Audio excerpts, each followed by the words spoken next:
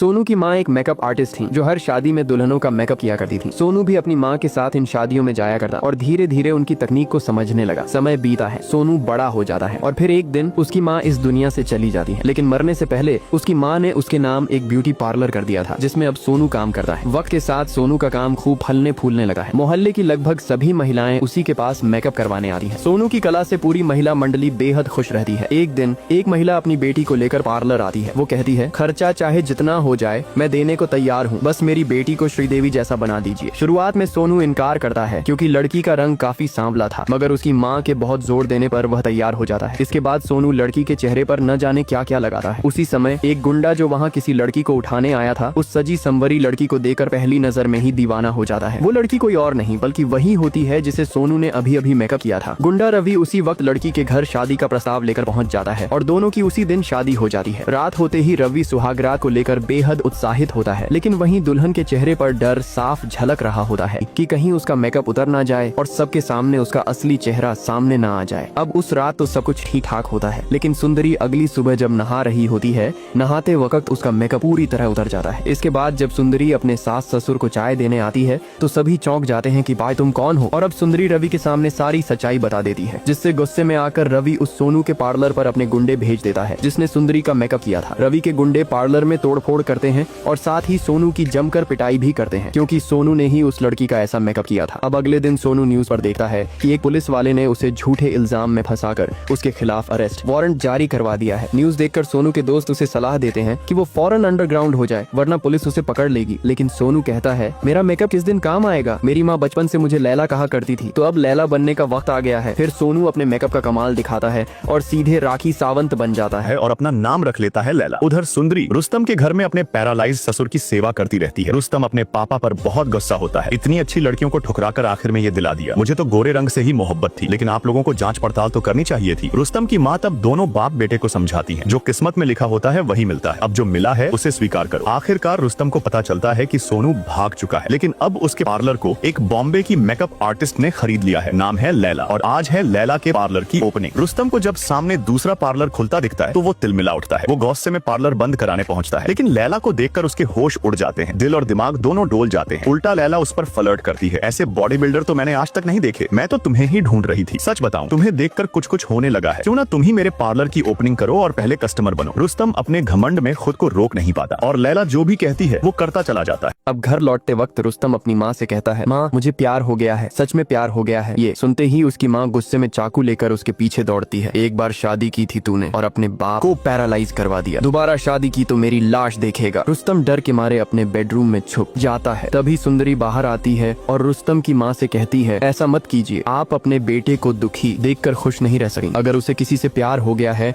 और वो शादी करना चाहता है तो कम से कम एक बार उस लड़की से मिलिए। दूसरी तरफ सोनू की वफादार ग्राहक औरतें अब बिना मेकअप के भूत बन चुकी हैं, लेकिन फिर भी लैला के पास मेकअप करवाने नहीं जाती क्योंकि उन्हें लगता है कि लैला तो बस साधारण मेकअप ही करती होगी। वो आपस में बात करती हैं, सोचो तो सही, सोनू ने ज्योति की मदद की थी, लेकिन जब सोनू मुश्किल में है तो ज्योति कहाँ छुपी हुई है? वो क्यों नहीं आकर सबको सच बता देती कि वो ओनेल कंपनी सोनू की नहीं बल्कि उसके पति नागराज की थी। इसी बीच इन महिलाओं के फोन पर एक मैसेज आता है, अगर तुम लोग सोनू से मिलना चाहती हो तो इस जगह आ जाओ। अब लैला अपना विग उतारता है और कहता है, मैं सोनू हूँ, और सोनू अपना सच इन सब औरतों के सामने रखता है। फिर सोनू कहता है, जब मैं छोटा था तब मेरे पापा शराब पीकर मम्मी को बहुत मारते थे और एक बार तो वो हमें छोड़कर कहीं चले गए, जिसकी वजह से हमें ही कमरे का किराया वगैरह देना पड़ता था, और एक दिन मालिक ने हमें घर से निकाल दिया। उसी दिन से मेरी मम्मी ने दिन रात एक कर दिया बिना अपनी परवाह की, और जो भी पैसे मम्मी ने कमाए उससे ये पार्लर खोल लिया। और एक दिन मेरी मम्मी पार्लर आई, कुर्सी पर बैठी और बोली, सोनू आज मेरा मेकअप तू करके दिखा। और मैं मम्मी का मेकअप करने लगा। मेकअप करने के बाद मैंने मम्मी को उठाया, लेकिन वो नहीं उठी। मैंने ठान लिया अब ये पार्लर मैं ही चलाऊंगा। इसके बाद सोनू अपने दोस्त के साथ पार्लर वापस जा रहा था, लेकिन रास्ते में चेकिंग के कारण एक पुलिस वाला सोनू की गाड़ी रोकता है और पुलिस वाला सोनू से ड्राइविंग लाइसेंस मांगता है। तब सोनू डर जाता है क्योंकि वो लैला के भेष में था और वो सोनू का ड्राइविंग लाइसेंस कैसे देता। फिर सोनू पुलिस ऑफिसर को कुछ पैसे देकर वहाँ से निकल जाता है। लैला अपनी गाड़ी से उतरती है और एसआई उसे देख पिघल जाता है। फिर वह लैला को अपनी गाड़ी में बैठाकर प्यार भरी बातें करने लगता है। कुछ देर बाद लैला रुस्तम को देखती है और एसआई की गाड़ी से उतरकर रोते हुए कहती है, मैं अपना लाइसेंस लाना भूल गई थी और ये एसआई तो मेरे साथ कुछ गलत करने के मूड में था। सुनते ही रुस्तम को गुस्सा आ जाता है और वह एसआई से लड़ने लगता है। तब रुस्तम खुद लैला को पार्लर तक छोड़ता है और कहता है, अगर कुछ भी चाहिए हो तो बिना झिझक कॉल करना, और हाँ कल मेरा बर्थडे है लैला, मैं तुम्हारा इंतजार करूंगा। लैला कहती है, ठीक है मैं आऊंगी। अगले दिन जैसे ही लैला रुस्तम की बर्थडे पार्टी में पहुंचती है, रुस्तम की माँ पहले लैला का चेहरा देखती है, लेकिन लैला का सच नहीं पकड़ में आता। इसके बाद लैला पार्टी में खूब मस्ती करती है और रुस्तम के साथ केक भी काटती है। वहीं सुंदरी जल भुन जाती है। इतने में कई गुंडे पार्टी में घुस आते हैं। रुस्तम का उनसे पुराना हिसाब बाकी था। गुंडे उसे मारने आए थे, लेकिन लैला बीच में फंस जाती है। गुंडे रुस्तम को पेड़ से बांध देते हैं और लैला के साथ बदतमीजी करने लगते हैं। तभी एक गुंडा लैला के नकली टमाटर देख लेता है। वह सबके सामने उसका सच बताने ही वाला था। तभी लैला सबको मारने लगती है। फिर भी एक गुंडा बच जाता है जो लैला को चाकू से मारने जाता है। तभी रुस्तम आकर चाकू पकड़ लेता है, जिससे उसका हाथ कट जाता है और खून लैला की मांग में लग जाता है। अब रात को सोनू की गर्लफ्रेंड सोनू से कहती है, अपना ख्याल रखना क्योंकि तुम बहुत रियल लगते हो, कहीं सच में लड़की मत बन जाना। फिर इन लोगों से बात सुनते हुए उसे पहला गुंडा देखता है और वो तुरंत रुस्तम को कॉल करके उसे बुलाता है लैला की सच्चाई बताने के लिए। लेकिन रुस्तम के आने से पहले लैला रोते हुए कहती है, ये गुंडा तुम्हारे बारे में बहुत बुरा बोल रहा था, कह रहा था कि तुम मर्द नहीं रहे, अंदर से खोखले हो गए हो। इतने में गुंडा बोलता है, अगर रुस्तम मुझे नहीं मानता तो इस लैला को ठीक से चेक कर लो। इसके बाद रुस्तम लैला के पास जाता है और उसे चेक करने की कोशिश करता है। इतने में लैला रुस्तम को किस कर देती है और रुस्तम का मूड अचानक बदल जाता है। फिर रुस्तम गुंडे को धमकी देता है, अगर दोबारा मेरी लैला की तरफ देखा तो सोच लेना। अगले दिन लैला थाने जाती है और एसआई से बात करना शुरू करती है और कहती है, उस दिन रुस्तम को देखकर मैं डर गई थी और मुझे नहीं पता मैंने आपसे क्या कह दिया था, और सच्चाई ये है कि मैं सबसे ज्यादा आपसे प्यार करती हूँ और हम बहुत जल्दी एक दूसरे से अलग होने वाले हैं, क्योंकि जो औरतें मेरे पार्लर में आती हैं वो हमेशा सोनू को बेगुनाह साबित करने की कोशिश करती हैं। उन्हें भी पता है कि नागराज और उसकी बीवी ने सोनू को झूठे केस में फंसाया। पुलिस को लैला की ये प्लानिंग बहुत पसंद आती। अब लैला हैरान होकर अपना वेडिंग कार्ड देखती है और सोचती है रुस्तम से छुटकारा कैसे पाए। फिर लैला रुस्तम को रात में कहीं मिलने के लिए बुलाती है। रुस्तम आता है लेकिन वहाँ कोई नहीं होता। तभी एक औरत आती है और सीधे रुस्तम को गले लगा लेती है और फिर वहाँ लैला आ जाती है। ये देखकर लैला रुस्तम से कहती है, अच्छा तुम मुझे धोखा देने की कोशिश कर रहे हो, अब तुम मुझसे कभी मत मिलना और मैं भी तुमसे बात नहीं करूंगी, और अगर तुम मुझसे मिलने की कोशिश करोगे तो मैं मर जाऊंगी। इसके बाद रुस्तम रोते हुए अपने घर आता है और अपनी पत्नी से कहता है, लैला अब मुझे गलत समझ रही है, लेकिन मैंने उसे धोखा नहीं दिया। तब सुंदरी रुस्तम से कहती है, कोई बात नहीं, अगर लैला तुमसे प्यार करती है तो वो जल्द ही ये समझ जाएगी। इसके बाद रुस्तम अगले दिन लैला के पार्लर जाता है और दिखाता है कि उसके सीने में लैला के नाम का टैटू है और कहता है, हमारी शादी रविवार को हो रही है तो प्लीज अब मान जाओ, मैं तुमसे माफी मांगता हूँ। लेकिन लैला कहती है, अब मैं तुम्हारी कोई बात नहीं सुनूंगी। अच्छा हुआ एसआई आ गया, वरना मैं डिप्रेशन में चली जाती। ये सुनकर रुस्तम को एसआई से जलन होती है कि ये एसआई मेरी मोहब्बत के बीच में क्यों आ रहा। उसी रात लैला नागराज के साथ एक ढाबे पर बैठी थी। उधर एसआई के सारे आदमी सोनू के आने का इंतजार कर रहे थे, पर सोनू नहीं आता। लेकिन जो भी औरतें सोनू के पार्लर में आती हैं, वो सब बस से यहाँ आती हैं। तभी अचानक वहाँ धुआं हो जाता है। फिर किसी ने लैला और नागराज को वहाँ से किडनैप कर लिया। लैला के किडनैप होने के बाद एसआई अचानक घबराता है और हंगामा करने लगता है, जिसके बाद एसआई और रुस्तम लैला को अपनी ओर खींचने लगते हैं और इस खींचतान में लैला की नकली बालों वाली विग निकलकर एक खंभे पर लटक जाती है और वो उसे लेने का बहुत कोशिश करती है। अब रुस्तम और एसआई दोनों लैला को अपनी तरफ खींचते हैं और इसी वजह से लैला का नकली बालों वाला विग निकलकर खंभे पर लटक जाता है। फिर वो गुंडा आकर एसआई और रुस्तम से कहता है, लो अब मिल गया सबूत। तब तक लैला फिर से विग पहन लेती है, लेकिन उसके नकली गेंद नीचे गिर जाते हैं और एसआई उन बॉल पर पांव रख देता है और कहता है, मैंने तो तेरी फोटो अपने रिश्तेदारों को शादी के लिए दिखाई थी। वहीं रुस्तम अचानक टूट जाता है और कहता है, हर बार मेरे साथ ही धोखा क्यों होता है। फिर सोनू कहता है, तू तो मेरी प्लानिंग में था ही नहीं। ये सुनकर रुस्तम घर जाकर आत्महत्या करने वाला होता है। तभी उसकी पत्नी सुंदरी आती है और उसे रोकती है और समझाती है। फिर सुंदरी उल्टी करने लगती है और सुंदरी की सास समझ जाती है अब इस घर में खुशी आने वाली है। तो रुस्तम की माँ रुस्तम से कहती है, अब तू दोबारा कभी शादी नहीं करेगा। अगले दिन सोनू कोर्ट में अपनी बेगुनाही साबित करता है, लेकिन कोई उस पर विश्वास नहीं करता क्योंकि सोनू के पास कोई सबूत नहीं होता। लेकिन तभी कोर्ट का एक वकील उठता है। एसआई के काले कारनामे यानी रिश्वतखोरी और नागराज के साथ मिलकर सोनू को झूठे केस में फंसाने की बात सबूतों के साथ बताता है, जिसके बाद कोर्ट में सोनू बेकसूर साबित हो जाता है और वो फिर से अपना पार्लर शुरू करता है। अब ये कहानी यहीं खत्म होती है।